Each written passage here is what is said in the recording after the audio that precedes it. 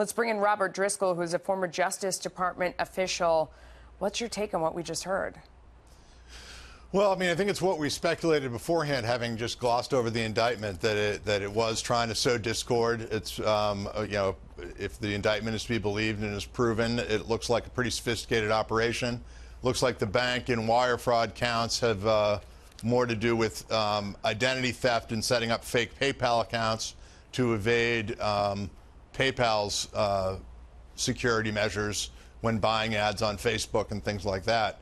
So again, it looks like ads were purchased on Facebook. These groups functioned trying to present themselves as Americans, had enough clout online to show some followers, and tried to get in touch, at least on a couple of occasions, with members of the Trump campaign and helped to organize various kind of rallies, both, it looks like, for and against Trump, according to Deputy Rosenstein. So that's a great point. He went out of his way to point out that there was a rally on the same day, one for and one against, that the idea was to sow discord, that no one in this indictment cooperated with the Russians, that it didn't influence the outcome. I can feel President Trump wanting to tweet right now and tell everyone that he's totally cleared. Is that premature? Well, yes. I think you have to listen carefully to what or Deputy Rosenstein said. What he said is the indictment does not allege that this affected the outcome of the election. So what he's saying is that the indictment does not allege that any Americans knew. That doesn't mean that the special counsel doesn't have other parts of this case or other tentacles of this case that may pick up Americans at some point. But in terms of this indictment and what we're talking about today, yes, the indictment is not alleging it had an effect on the outcome of the election, nor is the indictment alleging that any American had anything to do with this, other than as people who were duped. But, they say a lot of times these indictments come out so they can squeeze someone and then they can turn on somebody higher up the food chain. But these individuals are not even necessarily in the country, right? I mean, somebody asked the question, what's the likelihood that they would be handed over? I would imagine that if they're not here now, the likelihood is zippo. That would be my advice if they called me for it, would be not to travel to the U.S. for any of them. But I think that, these kinds of actions can serve a number of purposes.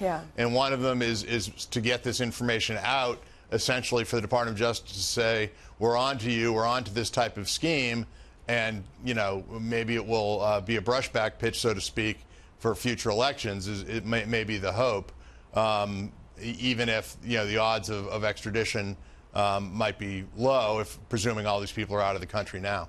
So what does it signal to you, with your professional viewpoint, as to where Mueller is in the whole investigation? Because that's the big question. Have they caught who they're going to catch? Are they going after other people? I mean, this is going to be a talking point, this one right here, for the side that says, yes, there were bad actors involved, but no, the Trump team wasn't colluding. What do you think? Well, I think it's hard to know, because I think that the investigation is multi-pronged. I mean, I think this area of the investigation clearly, at least according to that press conference we just saw, doesn't have any negative implications for the Trump campaign. And so I imagine that they'll tout that, as I would if I were them. It's a smart thing to do. But there are other aspects. There's still, the plea deal with Rick Gates hanging out there right now. There's still the Michael Flynn plea deal. There's still all this cooperation. There's Carter Page. I mean, all that aspect of it is kind of separate and apart from this.